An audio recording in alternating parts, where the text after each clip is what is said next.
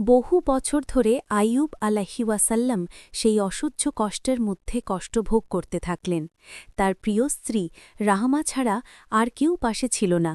তাদের কোনো অর্থ বা আয় ছিল না। একদিন ইবলিস একজন মানুষের রূপ ধরে রাহমার সামনে হাজির হল। ইবলিস রাহমাকে সুস্বাস্থ্য, সন্তান ও সম্পদের সেই সুখী দিনের কথা মনে করিয়ে দিতে লাগল। বছরের পর বছর ধরে বয়ে যাওয়া এই দুর্ভোগে অভিভূত হয়ে রাহমা আইয়ুবের কাছে গেলেন। হে আইয়ুব, আপনি আল্লাহর নবী ও রসুল, আল্লাহর সাথে আপনার সবচেয়ে ঘনিষ্ঠ সম্পর্ক। আপনি আল্লাহরকে বলুন যেন তিনি আপনাকে এই ক্ষতি থেকে মুক্তি দেন। আইয়ুব আলাইহিওয়াসাল্লাম দীর্ঘশ্বাস ফেলে উত্তর দিলেন, আমাকে বলো, আমি কতদিন সুস্বাস্থ্য ও প্রাচুর্য উপভোগ করেছি। তার স্ত্রী উত্তর দিলেন, প্রায় ৮০ বছর।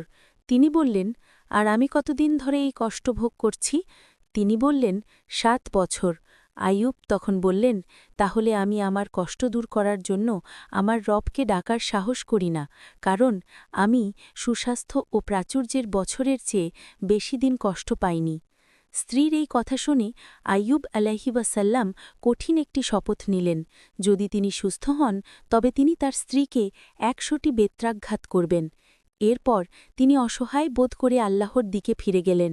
নিশ্চয়ই শয়তান আমাকে কষ্ট ও যন্ত্রণা দিয়ে স্পর্শ করেছে।